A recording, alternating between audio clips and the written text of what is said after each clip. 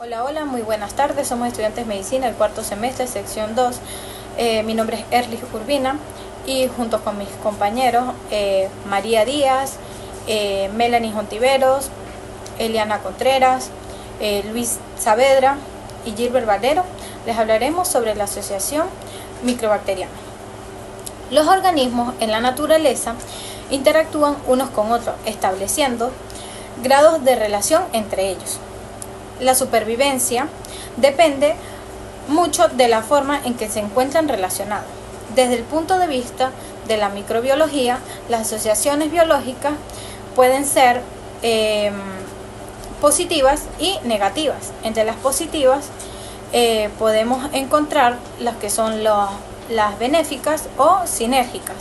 Entre estas podemos encontrar el neutralismo, el comensalismo, la protocooperación y la simbiosis.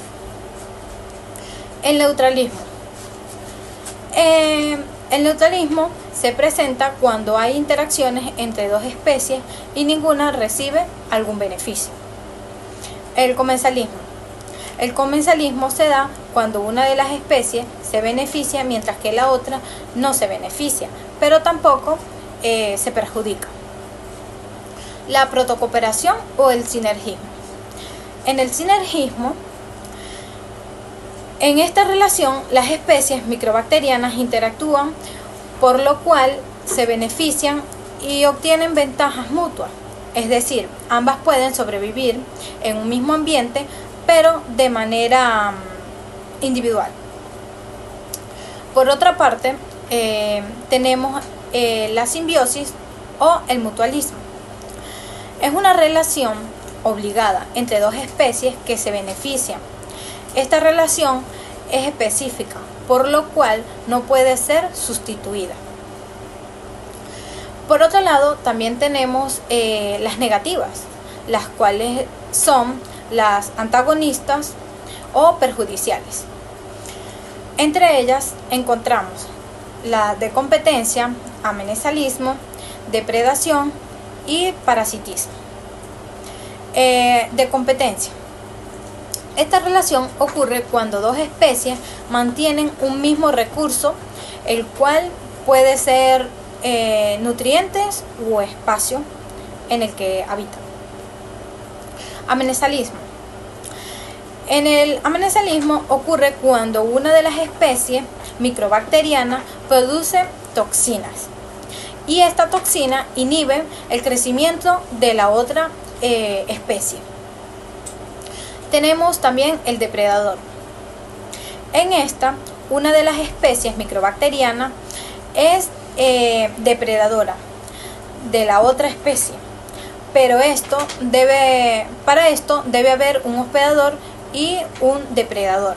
Por ejemplo, con los tipos de hospedador. El hospedador definitivo. El hospedador definitivo es el que alberga las formas más desarrolladas, adultas y sexualmente maduras, como la Taenia solium, que es un hospedador definitivo, viene siendo el humano. El hospedador intermediario. En el hospedador intermediario es el que se desarrolla y hospeda las formas larvarias del parasitismo. Para la Taenia solium, que el hospedador intermediario viene siendo el cerdo. El hospedador accidental. El hospedador accidental, en el caso del parásito, al penetrar el hospedador, no logra desarrollar su ciclo y no completa su evolución. Para la Ancylostoma canium y la Ancylostoma brasiliensis, el humano es un hospedador accidental, ya que solo desarrolla la larva migrante cutánea y no los adultos. Por último, y no menos importante, tenemos el parasitismo. En el parasitismo, en la cual una de las especies es la que se beneficia de la otra para satisfacer sus requerimientos nutricionales y la cual se ve afectada el hospedador. Por otra parte, tenemos la flora microbacteriana habitual. Durante la vida intrauterina, el feto vive en un ambiente estéril, libre de bacterias. Después del nacimiento comienza la colonización microbacteriana. Dicha colonización microbacteriana, la cual se asienta en primer lugar sobre la piel y luego en los microorganismos. Estos microorganismos invaden todas aquellas regiones anatómicas que tienen comunicación libre con el exterior, como lo son la boca, nariz, oído, faringe, esófago, estómago, intestino y vagina. La flora microbacteriana va ocupando en un individuo normal todos estos territorios. Sin embargo, algunas regiones que mantienen libre la comunicación con el exterior, como lo son los alvéolos, los bronquios, la tráquea, todos estos debido a la existencia de varios mecanismos de defensa, como los cilios de las células epiteliales, que estos empujan de adentro hacia afuera los microorganismos como proceso de defensa inmunológica. Bueno, todo esto es habitual que la piel sana y limpia tenga pocos microorganismos. En el conducto gastrointestinal, la boca constituye uno de los lugares más contaminados, pero en el estómago tiene poca bacteria debido al ácido clorhídrico. A partir del duodeno hay un aumento de microorganismos de tal manera que en el colon la producción de bacterias es mucho mayor. Los microorganismos no patógenos que se asientan en el humano juegan un rol importante. Los microorganismos que se encuentran en el intestino, por ejemplo, los que participan en la metabolización de los alimentos, a partir de los cuales se originan vitaminas y factores de crecimiento. Es por ello que posteriormente son absorbidos por el intestino. También protegen contra las infecciones, evitando que se asienten los agentes patógenos. Si bien es cierto que algunos microorganismos de la flora habitual pueden ser patógenos, es por ello que la flora normal es considerada impredecible para la salud del ser humano, ya que el término microflora, o normalmente dicho microbiota, se refiere a la población de microorganismos que habita en la piel y mucosa de las personas sanas, ya que proporciona la primera línea de defensa contra los microorganismos patógenos. Buenas tardes. Continuando con el tema a tratar, yo les voy a hablar sobre la distribución de la flora microbiana normal en el cuerpo. Decimos que las partes del cuerpo que se encuentran habitadas por la flora microbiana normal vienen siendo estas que están en contacto o comunicación con el mundo exterior. Dentro de las principales tenemos lo que es la piel, los ojos, la nariz, la boca, el tracto gastrointestinal y el tracto urogenital. Ahora bien, iniciando por lo que es la piel, decimos que la piel tiene la capacidad de adquirir cualquier tipo de bacteria del mundo exterior de manera inmediata. La superficie de la piel no proporciona un ambiente favorable para la colonización de algunos microorganismos, pero esta posee un pH ligeramente ácido y las glándulas sudoríparas producen un líquido con una gran elevada concentración de cloruro sódico, el cual me va a permitir establecer un ambiente hiperosmótico. Bien, sin embargo, la piel mantiene una población bacteriana permanente, conocida como flora residente, en distintas capas. Esta flora residente va a tener la capacidad de... La flora residente tiene la capacidad de regenerarse incluso después de un cepillado fuerte. La flora es más abundante en las zonas cutáneas húmedas, como lo son las axilas, el periné y entre los dedos de los pies. Los estafilococos y los miembros del género Propionibacterium se encuentran a lo largo de toda la piel. Y los difteroides facultativos, conocidos también como corinebacterias, se van a encontrar mayormente en áreas húmedas. Las propionibacterias son bastones delgados anaerobios o microaerófilos gram positivos que crecen sobre el sebo superficial y descomponen los lípidos en ácidos grasos. Los organismos de la flora cutánea son resistentes a los efectos bactericidas de los lípidos y los ácidos grasos de la piel. Estos inhiben o matan muchas bacterias extrañas. Entre sus colonizaciones más abundantes se encuentra la bacteria Aerobin Staphylococcus epidermidis y otros estafilococos coagulasa negativos que residen en las capas más externas de la piel y representan aproximadamente el 90% de los aerobios cutáneos. Seguimos con la microbiota del ojo. Decimos que las conjuntivas tienen una flora escasa derivada de la flora cutánea. El alto contenido de lisocimas de las secreciones lagrimales y los efectos de lavado de las lágrimas mantienen bajo el número de bacterias. La conjuntiva del ojo está colonizada principalmente por Staphylococcus epidermidis. También contiene Staphylococcus aureus, corinebacterias anaerobias como los difteroides y Streptococcus pneumoniae. Ahora, la microbiota de la boca. En la mucosa bucal y de la lengua predominan diferentes especies de estreptococos en función de diversas características específicas de adherencia. Los diplococos gram negativos del género Neisseria y Moracella conforman el resto de los organismos facultativos que se aíslan más comúnmente.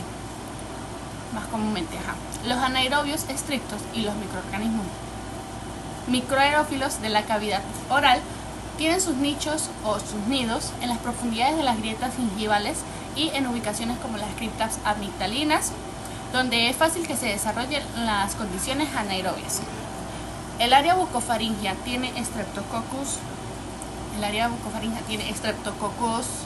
y Neisseria. Seguimos con lo que es la microbiota de la nariz. Decimos que en la nariz el primer centímetro externo de las narinas va a estar recubierto por epitelio escamoso.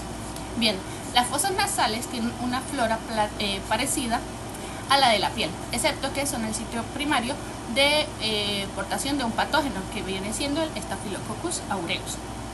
Cerca del 25 al 30% de las personas sanas tienen este organismo como flora residente o transitoria en cualquier momento dado. La nasofaringe tiene una flora similar a la de la boca. Sin embargo, a menudo es sitio de portación de organismos con potencial patógeno, como los neumococos, los meningococos y especies de Haemophilus. Las vías respiratorias por debajo del nivel de la laringe están en estado sano por la acción de los cilios epiteliales y el movimiento de la cubierta mucociliar. En consecuencia, solo se encuentran organismos transitorios inhalados en la tráquea y los bronquios más grandes. Ahora, la flora en el tracto gastrointestinal. En un adulto, la densidad de los microorganismos en el estómago es relativamente baja debido a las enzimas gástricas y al pH ácido. Esta densidad aumenta a lo largo del canal alimentario. Decimos que el colon cuenta con la flora más prolífica en el organismo. En el adulto, las heces contienen aproximadamente el 20% o más bacterias por peso, de las cuales este 99% son anaerobios, en especial los miembros de los géneros Bacteroides, Fusobacterium, Clostridium y Eucobacterium. El resto de la flora está conformada por organismos facultativos como el Escherichia coli, los estreptococos, las levaduras y numerosas especies adicionales. Esta Escherichia coli es un organismo anaerobio facultativo que constituye menos del 0.1% aproximadamente de la población total de bacterias del tracto intestinal. Sin embargo, esta Escherichia coli endógena es la causa principal de las infecciones del tracto urinario. Ahora, para culminar, tenemos lo que es la microbiota del tracto urogenital. Durante los años reproductivos, la flora está formada en su mayoría por miembros anaerobios y microaerófilos del género Lactobacillus, con cantidades menores de bastones anaerobios gram negativos y anaerobios gram negativos, cocos gram positivos y levaduras que pueden sobrevivir bajo las condiciones ácidas que producen los lactobacillus. Tales condiciones se desarrollan porque el glucógeno se deposita en las células del epitelio vaginal bajo la influencia de los estrógenos y los lactobacillus. Y los lactobacillus lo convierten en ácido láctico. Este proceso da lugar a un pH vaginal de 4 a 5, que es óptimo para el desarrollo y supervivencia de los lactobacillus, pero inhibe los de muchos organismos. Si la población de los lactobacillus de la vagina disminuye, el pH aumenta y los patógenos potenciales pueden experimentar un aumento exagerado.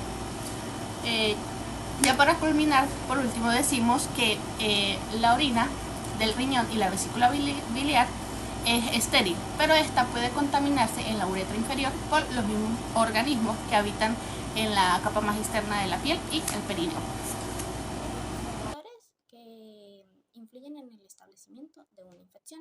Como primer factor tenemos a los factores del individuo que influyen en las ocurrencias de las enfermedades infecciosas. Esto usualmente se da porque no todos los individuos tienen la sensibilidad a las infecciones de la misma manera. ¿Con qué quiero hacer referencia yo a esto?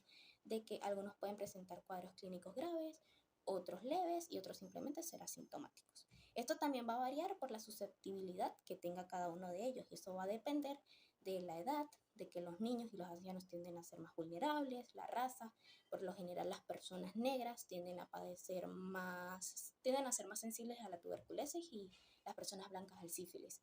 El sexo, pues las mujeres son más resistentes a ciertas infecciones generales que los hombres, la nutrición, el estado de carencia nutricional, pues va a predisponer de ciertas enfermedades crónicas, la exposición al frío como el desarrollo de enfermedades respiratorias, ciertos consumos de medicamentos o el padecer algún tipo de patología, como en este caso podría ser la diabetes, que ayuda en el proceso de desarrollo de una enfermedad. También podemos encontrar los factores del microorganismo, que esto va a medir la gravedad de los cuadros infecciosos por medio de la mayor o menor agresividad del agente causal, la manera en que penetra y en cómo se establece en el organismo. Entonces, vamos a hablar un poco sobre la virulencia, que ha sido definida de varias maneras. Primero debemos de destacar que el primer paso es la capacidad que tiene el agente patógeno para penetrar, reproducirse e invadir un organismo y luego generar una enfermedad. Luego vamos a hablar de la capacidad de sensibilidad, de transmisibilidad, que es de pasar de un ser humano a otro y en poderse diseminar en él. Y 3, la capacidad de matar, que esta pues es la más rápida en sacar y de una manera cuantificada. Ahora bien, en lo que respecta, podemos también hablar sobre los factores sociales ambientales que afectan en la transmisión de infecciones. ¿Qué pasa con esto? Que primero podemos citar los factores del medio ambiente o los factores ecológicos. ¿Por qué? Porque para el desarrollo de alguna enfermedad, el entorno debe cumplir con las características deseadas del patógeno. Por ejemplo, la temperatura adecuada, la humedad adecuada o exigidas por él para su permanencia, reproducción y transmisión. Entonces, así también van a existir algunos microorganismos geofílicos que ellos se van a transmitir a través de la tierra contaminada. En segundo lugar están los factores socioeconómicos o culturales, que son bastante importantes, ya que es proporcionarle el conocimiento adecuado sobre las medidas sanitarias a cada individuo para que así tenga una información completa y además también debe de tener una buena economía, una buena vivienda y desenvolverse en un buen lugar. Cabe destacar que hay diferentes tipos de infección. Ellas las podemos clasificar en 3. Están las infecciones de tipo tóxicas, que son producidas por organismos que tienen escasa capacidad de invasión, pero que segregan exotoxinas que pueden ser tanto locales como estar a distancia. También están las infecciones por invasión, que es donde tiene una alta invasión la infección, pero casi no tiene toxinas. Y están las mixtas, que tienen tanto toxinas y una alta invasión. Y pues se pueden desarrollar con bastante facilidad. Ahora vamos a hablar de los factores de la virulencia bacteriana. Los factores de la virulencia bacteriana son muchos factores que determinan la virulencia bacteriana o el potencial de las bacterias para causar infecciones y enfermedades. En esta se pueden encontrar los factores de adherencia, que una vez que la bacteria penetra en el cuerpo del hospedador, se debe adherir a las células en la superficie hística. Si no se adhiere, es eliminada por el moco y otros líquidos que se vayan en la superficie de los tejidos. Después de la adherencia, que constituye únicamente el paso del proceso infeccioso, se forman las microcolonias y se llevan a cabo los pasos de la patogenia en la infección. Las interacciones entre las bacterias y las superficies celulares de los tejidos durante la adherencia son complejas. En esta podemos encontrar numerosos factores que participan, que son la hidrofobia de la superficie y la carga neta de la superficie.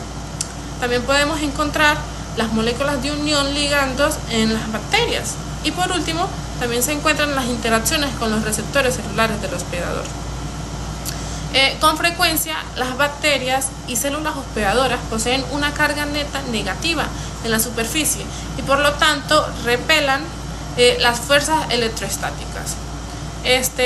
Estas fuerzas van vencidas por acciones hidrófobas y otras interacciones más específicas entre ellas. Entre más hidrófoba sea la superficie de la célula bacteriana, mayor es su adherencia a la célula hospedadora. Pero esto puede variar entre varias cepas de las mismas especies de bacterias. También vamos a hablar de otro punto, que es la invasión de las células y tejidos del hospedador. Para muchas bacterias patógenas es indispensable invadir el epitelio del hospedador para generar una infección. Se puede decir que en algunas bacterias invaden los tejidos a través de las uniones entre células epiteliales, por ejemplo, la salmonela. Y otro ejemplo podría ser las especies de Yersinia, que estos invaden ciertos tipos de células epiteliales del hospedador y posteriormente penetran en los tejidos. También se puede decir que una vez dentro de la célula hospedadora, la bacteria permanece encerrada en una vacuola formada por la membrana de la célula hospedadora, o bien por la membrana de la vacuola, se disuelve en la bacteria y se dispersa en el citoplasma. Ahora vamos a hablar de las toxinas. Por lo general, las toxinas las producen las bacterias, que se clasifican en dos grupos. Están las toxinas extracelulares, a menudo llamadas exotoxinas, y también están las endotoxinas. Y vamos a hablar de las enzimas, que hay numerosas especies de enzimas y numerosas especies de bacterias que producen este tipo de enzimas, que no son tóxicas en sí, pero que participan en el proceso infeccioso. Vamos a hablar de las enzimas que degradan los tejidos. Muchas bacterias producen enzimas que degradan los tejidos. Eso lo vamos a ver más adelante. ¿Cuáles tipos de enzimas son? Que son las que se han descrito mejor, son las Eucerius, las Streptococcus del grupo A, y en menor grado de las bacterias, la anaerobia. Además, la lecitinasa produce la enzima proteolítica collagenasa, que degrada la colágena y la principal proteína del tejido conjuntivo fibroso, y fomenta la diseminación de la infección de los tejidos. De ahora está la Aerius, que produce la coagulasa, que actúan en conjunto con una serie de factores sanguíneos para coagular el plasma. Esta enzima también contribuye a la formación de paredes de fibrina alrededor de las lesiones. Las estafilocócicas, lo que les ayuda a persistir es en los tejidos. Ahora vamos a hablar de las enzimas hialuronidasas, que son enzimas que hidrolizan el ácido hialurónico, el componente de la sustancia base del tejido conjuntivo. Muchas bacterias producen hialuronidasas, ejemplo, las Staphylococcus, las Streptococcus y las anaerobios. Muchos Streptococcus hemolíticos producen streptocinasa. o fibrinolinasa, que es una sustancia que activa a una enzima proteolítica del plasma. Así, esta enzima puede disolver el plasma coagulado. Muchas bacterias producen sustancias que son citosilinasas, es decir, disuelven los eritrocitos, o hemolisinasas, o aniquila a células hísticas o leucocitos. Ahora vamos a hablar de los factores antifagocíticos, que muchas bacterias patógenas son aniquiladas rápidamente una vez que ingieren los polimorfonucleares o los macrófagos. Otros invaden a la fagocitosis o los mecanismos microbicidas. Los leucocitos, al observar los componentes del hospedador sano en su superficie celular. Y vamos a hablar también de la patogenia intracelular o patogenicidad intracelular. Algunas bacterias viven y proliferan en el ambiente hostil dentro de los polimorfonucleares, macrófagos o monocitos. Lo hacen gracias a una serie de mecanismos. Puede ser, algunas veces evitan la entrada de los fagolisosomas del fagocito, otras veces evitan la función de los fagosomas de los lisosomas y viven dentro del fagosoma. Muchas gracias. Mi nombre es Alejandro Saavedra y continuamos con las endotoxinas. La mayoría de las bacterias gram negativas tienen un lipopolisacárido en la membrana externa de su pared celular, que en determinadas circunstancias es tóxico en huéspedes específicos. Los lipopolisacáridos están ligados a las bacterias y se liberan cuando el microorganismo se destruye o cuando se encuentra en el proceso de la multiplicación bacteriana. El componente tóxico de la lipopolisacárido es la parte lipídica, que se denomina lípido A. Este manifiesta todas las propiedades asociadas con endotoxicidad y bacteriemia de microorganismos gram negativos.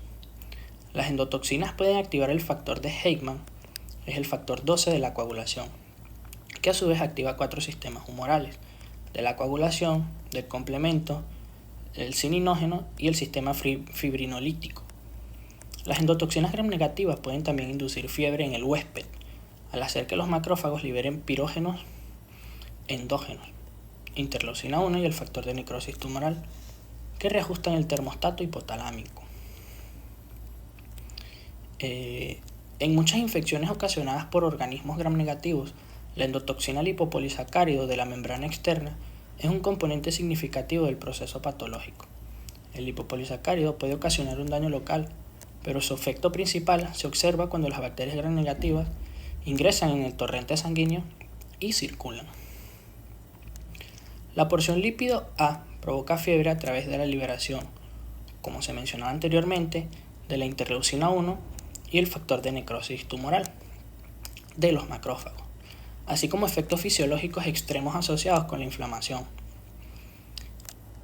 Estos incluyen hipotensión, disminución de los recuentos de leucocitos polimorfonucleares y plaquetas a causa de la marginación de estas células a las paredes de pequeños vasos sanguíneos, hemorragias y en ocasiones coagulación intravascular diseminada, provocada por la activación de factores de coagulación. El paso de la endotoxina al torrente sanguíneo puede seguirse de un choque rápido e irreversible. El término endotoxina proviene del hecho de que el lipopolisacárido es un componente estructural inherente a la pared celular de la bacteria gram negativa y no un producto secretado de la bacteria. Es un lipopolisacárido que se encuentra en las superficies celulares de ciertas bacterias gram negativas. El lipopolisacárido es el factor principal del shock séptico. Es un componente integrante de la pared celular, formando parte de la membrana externa. Las endotoxinas están constituidas por dos partes de polisacárido, antígeno O y complejo, y el lípido A. El lípido A virulento de la bacteria y es el responsable de los efectos tóxicos en pacientes con sepsis por gérmenes de gram negativas. Factor de la sepsis de interleucina 1 y el factor de necrosis tumoral y la coagulación intravascular diseminada, como se mencionaba anteriormente también. Y algunos microorganismos productores de endotoxinas se encuentran la Escherichia coli, la Salmonella, la Klebsiella pneumoniae, Enterobacter cloacae, la Proteus mirabilis y la Yersinia enterocolítica. Para finalizar con la exponencia, tenemos las exotoxinas. Las exotoxinas son proteínas solubles, las cuales comúnmente son enzimas. Estas son termolábiles, lo que quiere decir que un aumento en su temperatura puede causar una alteración en su composición, lo que quiere decir que las lleva a su destrucción. Asimismo, las exotoxinas son liberadas por el agente patógeno y estas pueden desplazarse desde el lugar de la infección hasta cualquier célula diana o tejido distante. Las exotoxinas están compuestas por un dímero AB, el cual de manera aislada contiene un fragmento enzimático A, el cual es el responsable del efecto tóxico, pero carece de la capacidad de poder adherirse hacia la célula. Por otro lado, el fragmento de unión B no resulta ser tóxico y este contiene la capacidad para poder unirse a receptores específicos de las células, facilitando la apertura de un poro para que el fragmento enzimático A pueda ingresar hacia el interior de la célula. Pueden clasificarse según el sitio específico sobre el cual ellas actúen, como por ejemplo las neurotoxinas, las cuales afectan el tejido nervioso, como por ejemplo la toxina botulínica. Las neurotoxinas son ingeridas normalmente en forma de toxinas precursoras, afectando el sistema nervioso y causando indirectamente síntomas intestinales. Las enterotoxinas son las que afectan la mucosa intestinal, como por ejemplo la toxina de cólera. Estas producen una secreción abundante líquida. Y por último tenemos las citotoxinas, que son las que afectan el tejido en general, como por ejemplo la toxina de la difteria. Las citotoxinas tienen una acción específica sobre el órgano especializado.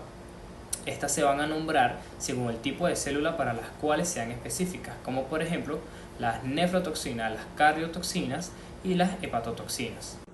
El mecanismo por el cual las exotoxinas afectan la membrana celular se basa en que algunas exotoxinas se adhieren a la superficie de la célula con la finalidad de lisarlas o destruirlas. La acción más común para lograr este suceso es abriendo poros en la membrana celular. Cuando el contenido de la célula se derrama por dicho poro, esta causa la muerte celular, siendo el patógeno más agresivo el Staphylococcus aureus. Y bueno, esto ha sido todo. Esperamos que esta exponencia haya sido de su agrado. Gracias.